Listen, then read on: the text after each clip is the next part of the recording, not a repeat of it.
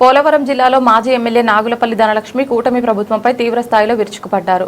విలేకరుల సమావేశంలో మాట్లాడిన ఆమె అమరావతిని రాజధానిగా కొనసాగించాలని అసెంబ్లీలో తీర్మానం చేయడం వెనుక ప్రజాహితం లేదని, బినామీ భూములను కాపాడుకోవడమే అసలు ఉద్దేశమని ఘాటు ఆరోపణలు చేశారు. 2014-19 కాలంలో రాజధాని డిజైన్ల పేరుతో వేల కోట్లు ఖర్చు పెట్టినా కనీస మౌలిక వసతులు కూడా ఏర్పాటు చేయలేకపోయారని ఆమె ఎద్దేవా చేశారు. కరకట్టపై సరిగా రోడ్డు వేయలేని వారు రాజధాని నిర్మాణం ఎలా పూర్తి చేస్తారని ప్రశ్నించారు.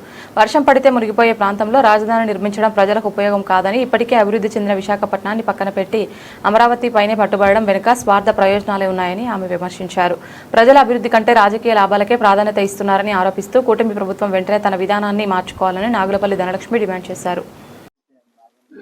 ఏదైతే ఆంధ్రప్రదేశ్ కోసం రాజధాని విషయంలో కూటమి ప్రభుత్వం ఏదైతే ఒక్కరోజు తీర్మానంలో అమరావతిగా రాజధానిగా ఉంటుందని చెప్పడం జరిగిందో, ఎందుకంటే రాష్ట్రం విడిపోయిన తర్వాత 10 సంవత్సరాలు హైదరాబాద్తో కలిసి ఉండొచ్చు అని చెప్పిన తర్వాత కూడా ఈ చంద్రబాబు నాయుడు గారు, ఆ రోజు ముఖ్యమంత్రిగా ఉన్నటువంటి చంద్రబాబు నాయుడు గారు ఓటుకు నోటు కేసులో దొరికిపోయి హడావిడిగా విజయవాడ వచ్చి అమరావతిని రాజధానిగా ప్రకటించి అక్కడ రాజధాని కడతానని చెప్పేసి 2014 నుంచి 19 వరకు కూడా వాటి డిజైనింగ్ పేరుతో ఎన్ని వేల కోట్ల రూపాయలు వృధాగా చేశారో మనం చూస్తా ఉన్నాం.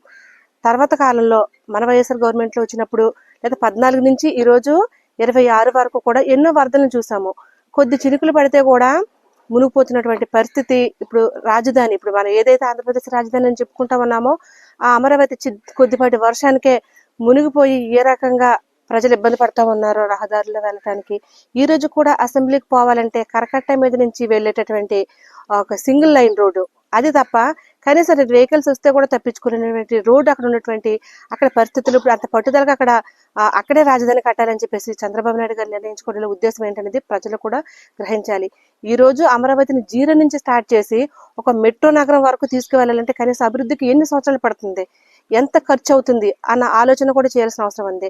అలా కాకుండా వైఎస్ఆర్ పార్టీ అధికారంలో ఉన్నప్పుడు అన్ని రకాలుగా అభివృద్ధి చెందినటువంటి ఇన్ఫ్రాస్ట్రక్చర్ పరంగా కానివ్వండి, అనుకూల వాతావరణంలో కానివ్వండి, వైజాగ్ని రాజధానిగా చేయాలని చేసినప్పుడు ఎల్లో మీడియా ద్వారా ఏ రకంగా వైఎస్ఆర్ పార్టీ మీద ఏ రకంగా విషయం చిమ్మారో అది అంతా కూడా ప్రజలు ఈరోజు గ్రహించాలి. ఎందుకంటే ఈరోజు అక్కడ కనీసం రహదారి సౌకర్యం లేదు, ఎటువంటి సదుపాయాలు లేవు. ఈ రోజు కూడా సెక్రటరీకి పోయే వాళ్ళు కనీసం అక్కడ మంచినీళ్ళు కూడా దొరకలేనటువంటి పరిస్థితి, వర్షాలు వస్తే దారి లేనటువంటి పరిస్థితుల్లో ఉన్నటువంటి ఇక్కడ కూడా ఈ రోజు మళ్ళీ ఖచ్చితంగా అదే రాజధాని ఉందని చెప్పడంలో గతంలో వైఎస్ఆర్ పార్టీ అధికారులు చెప్పడం జరిగింది.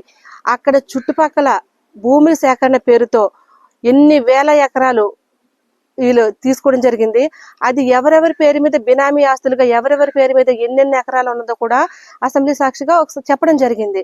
ఇప్పుడు కేవలం ఈ రాజధాని నిర్మాణం అనేది ఈయన బినామీ ఆస్తులకి లేకపోతే ఈయనకు సంబంధించిన వారి ఆస్తుల్ని కాపాడడానికి అది రాజధానిగా ఉండాలన్న ఉద్దేశం తప్పితే ప్రజలకు ఉపయోగపడే రాజధానిగా దాన్ని తీర్చిదిద్దాలన్న ఆలోచన ఈ చంద్రబాబు నాయుడు గారికి ఏమాత్రం లేదనేది మరొకసారి స్పష్టమవుతా ఉంది ఈ తీర్మానంతో. ఎందుకంటే కౌన్సిల్ కూడా లేకుండా అసెంబ్లీలో తీర్మానం చేసేటువంటి పరిస్థితిని చూస్తేనే తెలుస్తా ఉంది. ఖచ్చితంగా ఇది ప్రజలకు ఉపయోగపడే రాజధాని కాదు. ఇది ఖచ్చితంగా కూటమి ప్రభుత్వ నేతలు ఎవరైతే ఉన్నారో చంద్రబాబు నాయుడు గారు, ఆయన బ్యాచ్, ఇంకా ఆయనకు సంబంధించిన ఆయన వర్గీయులు ఎవరైతే ఉన్నారో, రాజధానిలో భూములు కొన్నటువంటి ఆయన వర్గీయులు ఎవరైతే ఉన్నారో వాళ్ళకి బాగు చేసుకోవడానికి, వాళ్లకు ఉపయోగపడే విధంగా ఈ రాజధాని నిర్మాణం అనేది ఈరోజు తీర్మానం చేయడం జరిగింది తప్ప ప్రజల కోసం ఉపయోగపడే విధమైన నిర్ణయం అయితే ఖచ్చితంగా కాదని చెప్పేసి మేము చెప్తా ఉన్నామండి.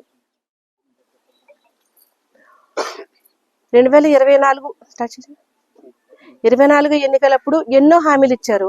ఈ రోజు చూసుకున్నట్లయితే హామీలు అమలు లేదు. వీళ్ళు కూటమి ప్రభుత్వం తెస్తున్నటువంటి అప్పులైతే కనిపిస్తా ఉన్నాయి, కానీ ఈ తీసుకొచ్చిన ఈ అప్పులన్నింటినీ కూడా ఎక్కడ పెడుతున్నారనేది ఈ రోజు కూడా క్లారిటీ లేదు.